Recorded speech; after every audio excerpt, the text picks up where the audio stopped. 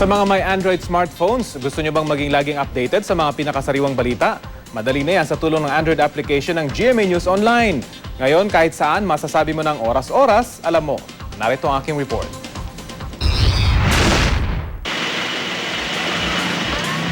Ang cellphone ngayon di na lang pantawag o pantext. Kadalasan na rin itong ginagamit para mag-browse sa internet.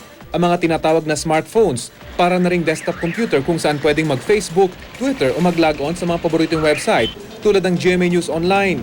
Ngayon ang teknolohiyang ito mas pinaganda pa sa pamamagitan ng isang dedicated application para sa mga smartphones na gumagamit ng Android operating system. Gawa ng GMA New Media Inc. o NMI, makikita dito ang lahat ng nilalaman ng opisyal na news website ng Kapuso Network, ang GMA News Online.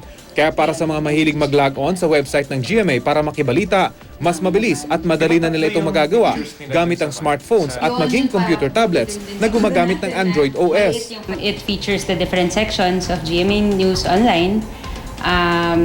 And then if you're connected to the internet, it downloads the latest news uploaded. If not, you can read on previously uploaded news content. Ang OS o operating system ang ginagamit ng mga smartphones para gumana.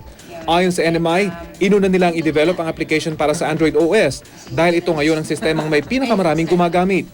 Ayon sa Technology Analyst House na Canalys, 33% ng mga smartphones na nabenta noong 2010 ay gumagamit ng Android OS.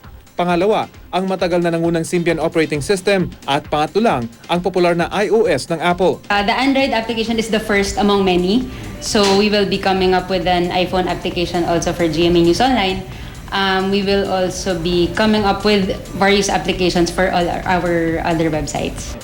Libre ang application na pwedeng i-download mula sa Android Store. Bukod sa mga smartphone applications, abala rin ngayon ang NMI sa pag-develop ng mga makabagong teknolohiya na maihahanay na sa mga ginagamit ng mga mayayamang bansa. Isa na riyan ang augmented reality o AR. Una na nila itong ginawa sa issue ng Preview Magazine, tampok si Soren Yusuf at sinundan ng launching ng BMW Z4 sa Top Gear Philippines Magazine. Ang augmented reality ay teknolohiyang ginagamit para pagsamahin ng realidad, kadalasan gamit ang kamera at ng computer-generated image o litrato at video.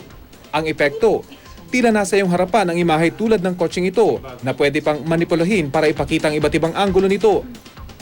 Sa pinakabagong proyekto ng NMI, Top Gear at kumpanyang BMW, ipinakita ang versatility ng bagong BMW X3.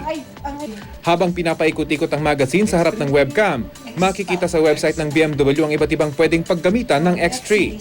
Sa ganda ng ginawa ng NMI, maging ang main headquarters ng BMW sa Germany, natuwa umano sa proyekto. And then they were so amazed by what we did, and of course the local office was very happy kasi sabi sa kanila, you really did make interesting happen. So because of that, so there's a lot of interest. We were quite happy that even foreigners have taken notice, that we have that capability that's world class. Umpisa pa lang daw ang mga proyektong ito ayon sa NMI. Bukod sa mga magazine, abangan umano ang teknolohiyang ito sa ating mga cellphones sa mga darating na araw.